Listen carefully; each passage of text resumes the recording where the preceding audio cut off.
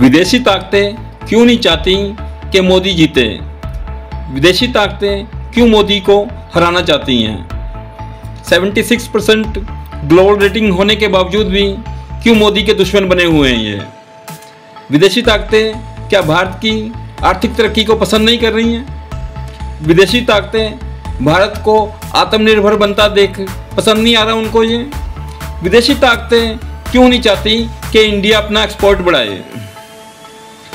Even देश के नेता क्यों नहीं चाहते कि मोदी देश में दोबारा सरकार चलाए? देश के नेताओं के पास क्या मुद्दा नहीं है?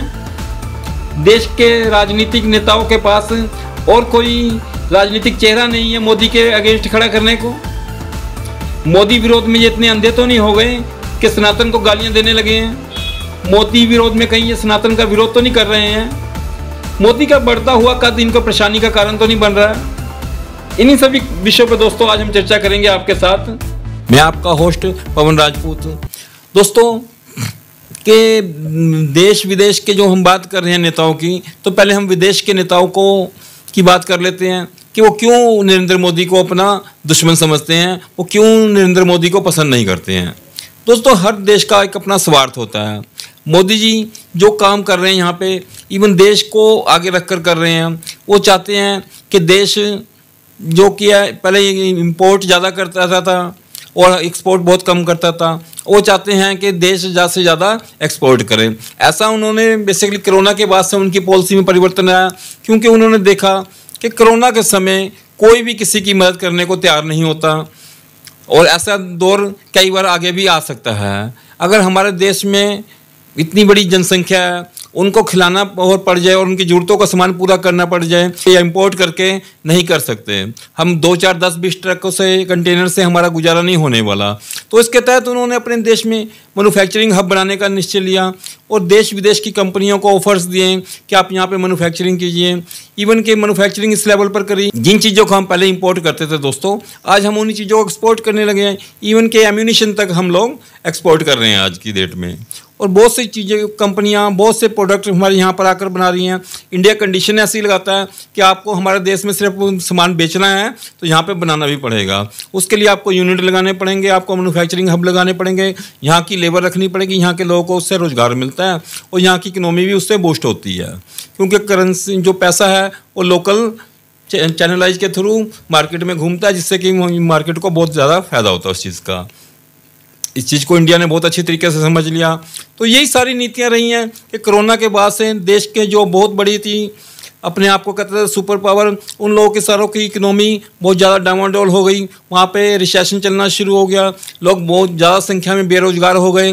बहुत ज़्यादा कंपनियों ने वहाँ से अपने आप को शिफ्ट करना शुरू किया।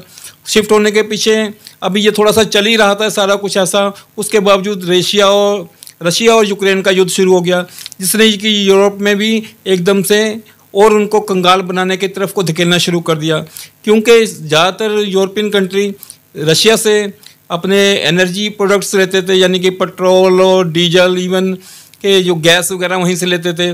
अब उन पर उन्होंने युद्ध के कारण प्रतिबंध लगाकर वो सस्ता उनको नहीं मिल पा रहा, तो उनके खर्चे ज़्यादा बढ़ने शुरू हो गए। इस तरह से उनके वहाँ रिसेशन होना शुरू हो गया, इकोनॉमी डंप होनी शुरू हो गई। बहुत सी कंपनियों ने प्लान कर लिया युद्ध के कारण कि वो बाहर निकल के चाइना में काम करें। चाइना को इस बात का और भी झटका लगा, क्योंकि चाइना का प्रोडक्ट उन्हीं मार्केट में बिकता था जहाँ पर पहले ऑलरेडी अब कंगाली आनी शुरू हो गई है। चाइना का माल बिकना भी कम हो गया, इस करके चाइना भी परेशान होना शुरू हो गया। इवन इंडिया में बहुत सी कंपनियां शिफ्ट होकर आई हैं, इस करके चाइना को भी परेशानी हो गई कि इंडिया में कंपनियां शिफ्ट होकर जा रही हैं। इंडिया ज़्यादा तरक्की करने जा रहा है। इंडिया पहले ज़्यादा इंपोर्ट करता था, अब वो एक्सपोर्ट ज़्यादा कर रहा है। इस करके भी उसको परेशानी हुई, क्योंकि मार्केट तो वही है दुनिया, जो पूरी दुनिया मार्केट मान लें हम, तो वहीं पर जहाँ ज़्यादा से ज़्यादा चाइना का सामान जा रहा था, अब लोग चाइना का सामान रिजेक्ट करके इंडिया का सामान पसंद करने लगे हैं। इस तरह से करते दोस्तों पूरे ग्लोबल में इंडिया ने जैसे जैसे तरक्की करनी शुरू करी, वैसे वैसे इसके दुश्मन भी बढ़ने शुरू हो गए। दुनिया ने के बारे में आप समझ चुके हैं कि क्यों वो नहीं चाहते। वो इसी करके चाहते हैं कि इंडिया को ब्रेक लगाई जाए। वो चाहते हैं हमेशा कि इंडिया एक हमारे लिए एक मंडी की तरह से है, सामान बेचने का एक प्लेटफॉर्म बना रहे, ये बिल्कुल भी एक्सपोर्ट ना करे, ये बिल्कुल भी मैन्युफैक्चरिंग ना करे। परंतु जो भारत सरकार है यानी कि नरेंद्र मोदी की सरकार है, ये इन सारी बातों को बहुत अच्छी तरीके से समझ गई। उसने देखा कि हमारा तो मैन्युफैक्चरिंग के बिना गुजारा नहीं है, हम जितना ज़्यादा यहाँ पर चीज़ सामान बनाएंगे, अगर उसको एक्सपोर्ट करते हैं तो हमें हमारा देश ज़्यादा तरक्की करेगा। ये उस पर चीनों पर हैं। देश के बड़े बड़ी कंपनियों को ऑफर्स दे रहे हैं। इवन कि टेस्ला ने अब डिसाइड किया कि भारत में अपना प्रोजेक्ट लॉन्च करेंगे, भारत में कारें बननी शुरू होंगी। ऐसे ही बहुत एप्पल बनना शुरू हुआ देश में, और अच्छी अच्छी कंपनियां आई हैं देश में, काम करना शुरू हुई हैं, जिससे कि इंडिया की इकोनॉमिक ग्रोथ बढ़नी शुरू हो गई है। जो वर्ल्ड इकोनॉमिक ग्रोथ में हम सोच रहे थे कि तीसरी अर्थव्यवस्था हम बनने की भी जो बात कर रहे थे 2029 तक दोस्तों, अभी IMF ने रिपोर्ट दे दी कि चौथी अर्थव्यवस्था हम लोग 2024 और 25 के बीच में भी बन जाएंगी। यानी कि हमारी ग्रोथ रेट और भी ज़्यादा फास्ट होनी शुरू हो गई है। इस बात से भी दुनिया को बहुत परेशानी है कि बाकी पूरी दुनिया में रिसेशन चल रहा है और इंडिया बहुत ज़्यादा तरक्की करता जा रहा है। उसको चीज़ों को रोकने के लिए वो अंदर से इंडिया से कारखाना लगे गए शुरू हो गए हैं। उसको रोकने के लिए कई तरह के हथकंडे अपना रहे हैं। इंडिया को रोकने के लिए वो कई तरह के आर्टिकल्स लिखे जाते हैं विदेशी मीडिया में, इंडिया की छवि को धूमिल किया जाता है, छोटे छोटे बातों का मुद्दा बना के बहुत बड़ी बड़ी पेश की जाती हैं कि इंडिया में तो ये अशांति है, धर्म को लेके फूट है, हिंदू मुसलमान ज़्यादा हो रहा है, इस तरह को लेके बातों को बहुत ज़्यादा बढ़ाया जाता है। और दोस्तों ये तो रहा विदेशियों का हित जो ऐसा करा रहे हैं, और हमारे यहाँ के देश के जो लीडर्स हैं इस समय उनके लिए जो सबसे बड़ी परेशानी के कारण है कि उनके सामने कोई भी मोदी के मुकाबले के टक्कर का कोई भी लीडर नहीं है जिसको वो आगे प्रोजेक्ट कर सकें। यानी कि बिना दूल्हे की बारात वाला इस समय सिस्टम है। पूरे विपक्षी नेता एक हो गए हैं, इंडिया गठबंधन बनाया उन्होंने, परंतु पूरे विपक्षी नेताओं के बीच में से भी कोई एक लीडर ऐसा नहीं है जिसको वो प्रधानमंत्री का चेहरा अनाउंस कर सके। इनमें अपनी इतनी नफरत है, अपनी इतनी फूट है, पार्टियां एक दूसरे के खिलाफ अलग अलग प्रदेशों में लड़ रही हैं और साथ होने का झूठा ढोंग भी दिखा रही हैं। तो लोग भी इन सारी बातों को समझ रहे हैं, कोई उनके पास मुद्दा नहीं है। हर मुद्दे को वो एक ना इस निगाह से बनाने की कोशिश कर रहे हैं कि सनसनीखेज बना दें कि हमें हाथ में मुद्दा आ जाए। कोई मुद्दा ना होने के कारण, अलग अलग नेताओं का जुमावड़ा होने के कारण इन लोगों ने हिंदुत्व को ही अपना टारगेट बनाना शुरू किया, सनातन के धर्म के खिलाफ बहुत कुछ बोलना शुरू किया, राम मंदिर को लेकर राम के खिलाफ बहुत कुछ बोलना शुरू किया। उससे नुकसान किसका हुआ? नुकसान इन सभी पार्टियों का हुआ और बेनिफिट मिला नरेंद्र मोदी को और बीजेपी को बेनिफिट मिला उन सारी चीज़ों का कि जो कोई हिंदुत्व के पक्ष वाली पार्टी दिखी, बाकी सारियां हिंदुत्व के विपक्ष वाली पार्टियां बन गई। दो ग्रुप की तरह से देश बंटना शुरू हो गया दोस्तों। तो उसका भी इन लोगों के पास, विपक्षों के पास कोई मुद्दा ना होने के कारण उसका बेनिफिट भी जो रनिंग पार्टी है जो देश चला रही इस समय बीजेपी, उसको फायदा मिलना शुरू हुआ। इस करके वो भी उनसे खुंदा खाने शुरू हो गए कि यार कि हमने पूरे हाथ पैर मारने पर परंतु हमारे पास कोई भी ऐसा मुद्दा हाथ में नहीं लग रहा। कभी वो इलेक्ट्रल बॉन्ड को मुद्दा बनाने की कोशिश करते हैं, जबकि इलेक्ट्रल बॉन्ड में सरकार की मंशा ही ना होती है सारा कुछ पारदर्शी करने की, तो सरकार इलेक्ट्रल बॉन्ड लेकर ही ना आती। आज तक 1947 से लेकर दोस्तों 1914 तक आज तक किस पार्टी ने किसको चंदा दिया किसी को आज तक पता नहीं पता ना।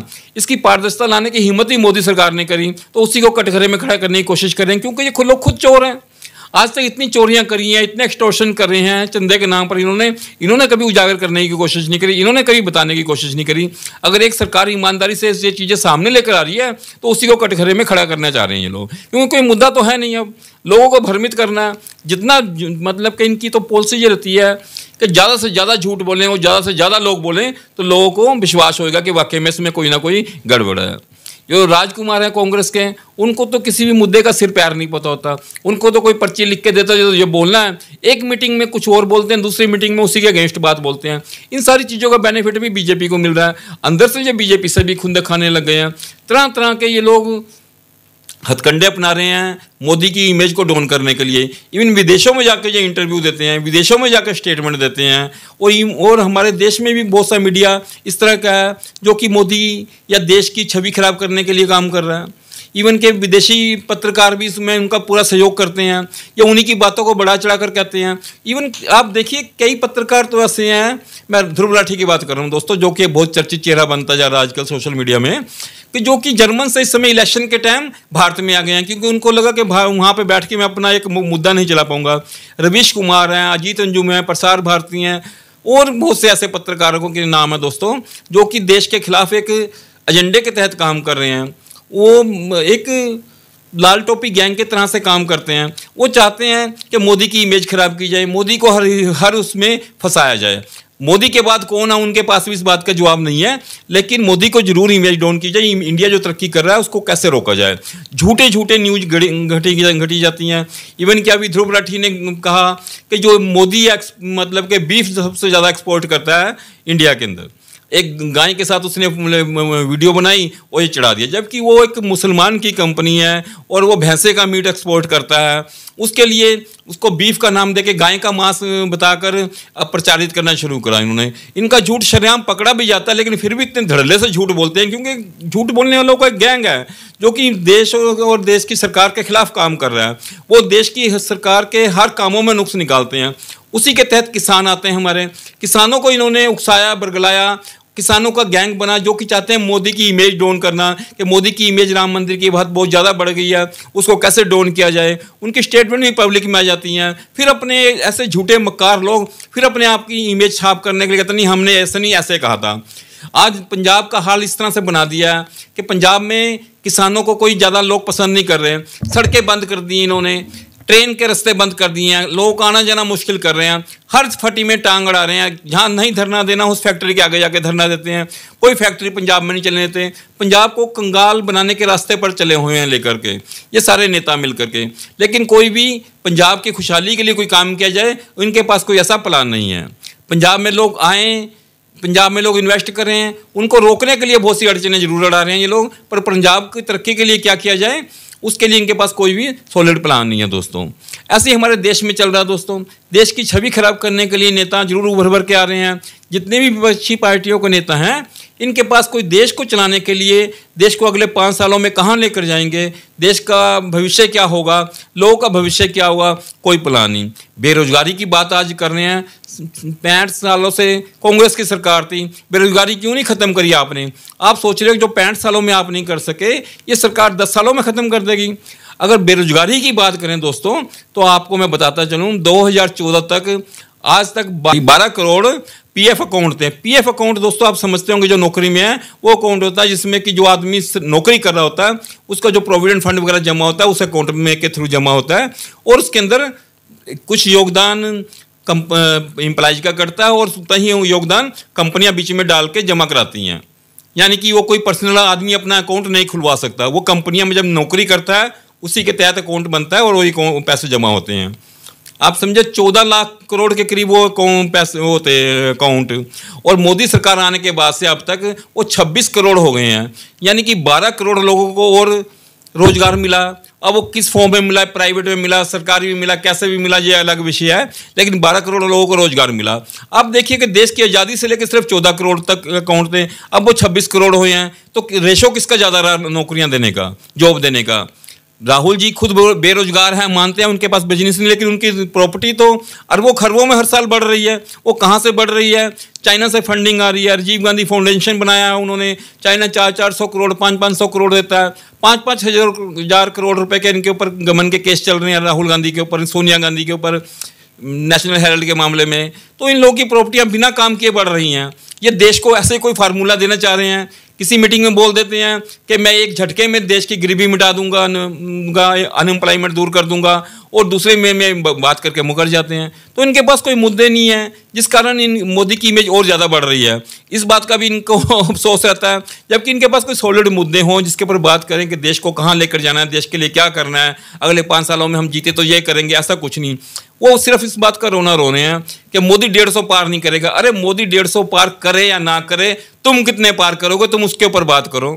कि कांग्रेस इतनी सीटें लेकर आएगी, कांग्रेस दावा करती है कि 300 सीट लाएगी, 400 सीट लाएगी देश में, पर उस बात पर नहीं बात कर रहे आप अपने लिए, अपनी पार्टी के लिए और देश के लिए क्या करेंगे वो नहीं। मोदी क्या कर रहा है उसको रोने से कोई समस्या हल नहीं होने लगी। आप अपने प्लान बताइए ताकि लोग आपको वोट डाल सकें कि आप अगले 5 सालों में आप देश के लिए क्या करेंगे।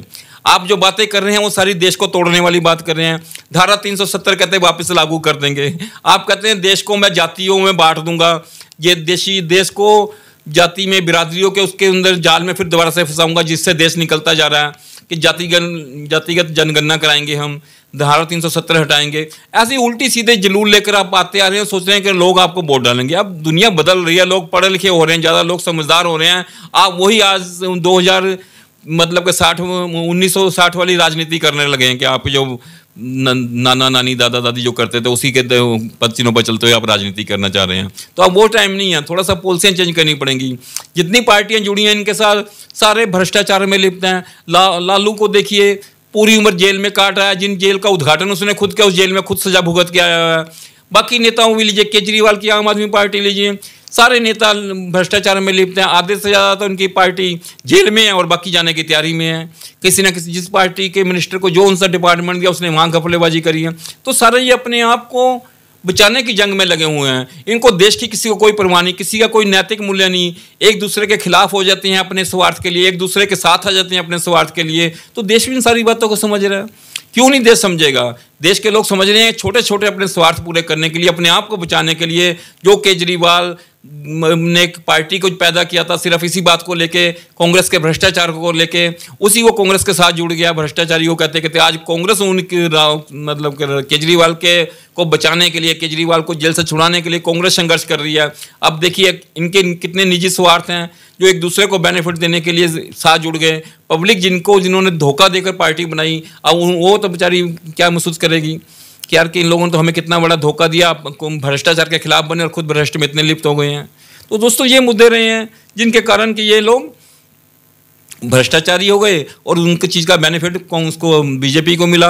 उनके आगे कोई स्ट्रॉन्ग ओपोजिशन नहीं रही, वो अपनी मनमानियाँ भी कर सकते हैं उसमें, क्योंकि जब कोई ओपोजिशन ही स्ट्रॉन्ग नहीं होगी तो रूलिंग पार्टी को बहुत मौके मिलते हैं अपने काम हल कराने के लिए। तो वो वैसे ही वो लोग करते रहते हैं। दोस्तों पत्रकार लोग हैं, बिके हुए हैं। न्यूज क्लिक की बात करें, हम बहुत पैसा खर्च लेती थी हमारे देश में चाइना की कंपनी, कैसे रूट से पैसा भेजा जाता था, कैसे पत्रकारों तक पहुंचता था। पत्रकार उसके लिए देश की इमेज खराब करने के लिए, मोदी को डाउन करने के लिए, मोदी की इमेज डाउन करने के लिए अलग अलग स्टोरियां घड़ते थे। लोग अपने व्यू लोगों के मुंह में डाल के कहलवाते थे। आज भी वो ऐसा कर रहे हैं। अब सोचिए एक यूट्यूबर्स हैं जो फॉरेन में घूमते हैं, इंडिया मतलब आप देखिए रवीश कुमार की बात कर रहा हूँ, कोई नौकरी नहीं, कोई कुछ नहीं, करोड़ों रुपए की प्रॉपर्टी के मालिक हैं। हर बारी महीने 2-4 महीने में अमेरिका जा रहे हैं, इधर जा रहे हैं, उधर जा रहे हैं। आप देखिए यूट्यूबर्स, बिना नौकरी वाले आदमियों को देखिए हाल क्या करिए। और भी इंडिया में बहुत से लोगों ने मीडिया से नौकरी छोड़ी है। मैंने भाई खुद 25 साल नौकरी करी इंडियन एक्सप्रेस न्यूज़पेपर में, वहाँ से नौकरी छोड़ी है। हमारी नहीं हिम्मत पड़ पाती कभी आज तक कि अमेरिका घूमें जाके, हर महीने 2 महीने बाद चले जाएँ जी। ऐसी अजीत अंजुम जी हैं, वो पेंटा हाउस में रहते हैं दोस्तों, करोड़ों रुपए का इनका वो है, पेंटा हाउस है जो नोएडा में है इनका। आप देखिए कि किस तरह से ज़िंदगी जी रहे हैं ये लोग, और क्या हैं छोटे छोटे एक यूट्यूबर्स हैं ये ओनली। पैसा कहाँ से इनको लगा रहा है? देश के खिलाफ बातें करने के लिए, सरकार के खिलाफ बातें करने के लिए, ये सब कुछ काम करते हैं। सारी सरकार की इमेज खराब करने के लिए, देश की इमेज खराब करने के लिए कोई कोर कसर नहीं छोड़ते ये लोग। तो दोस्तों यही सारे मुद्दे रहे हैं जिस कारण के मोदी को इन सारी चीज़ों का बेनिफिट मिला और देखा कि देश की मीडिया अपने स्वार्थ में है। उन लोग समझ रहे हैं इनकी बातों को, उनके पास कोई मुद्दा नहीं है मोदी को रोकने के लिए, मोदी को क्रिटिसाइज करने के सिवा इनके पास और कोई मुद्दा नहीं। देश को कैसे आगे बढ़ाना है उसी का बेनिफिट उनको मिला और वो आज एक स्ट्रॉन्ग पार्टी के बन के उभर रहे हैं और क्लेम कर रहे हैं कि हम 400 से ज़्यादा सीटें ले जाएंगे दोस्तों। तो दोस्तों जो विदेशी लोग हैं उनके अपने स्वार्थ हैं, इस करके वो लोग मोदी को पसंद नहीं कर रहे कि इंडिया आगे बढ़ रहा है। उनको ऐसी पार्टी चाहिए, ऐसे लोग चाहिए जो बिक जाएं, जो उन पैसे लेकर उनके लिए ऐसी पॉलिसियाँ बना दें देश के लिए कि देश तरक्की ना कर सके, उनको वो लोग पसंद हैं। तो मिलते हैं दोस्तों अगली वीडियो में। अब ये आपके ऊपर डिपेंड करेगा, आपका ज़मीर है कि आपको कैसे लोग चाहिए जो देश को तरक्की के लिए देश को आगे लेके जाएँ, या बिके हुए लोग चाहिए जो देश को बेचने के लिए ऐसी पॉलिसियाँ बनाएँ। मिलते हैं अगली वीडियो में, तब तक आप अपना ख्याल रखिएगा। नमस्कार दोस्तों।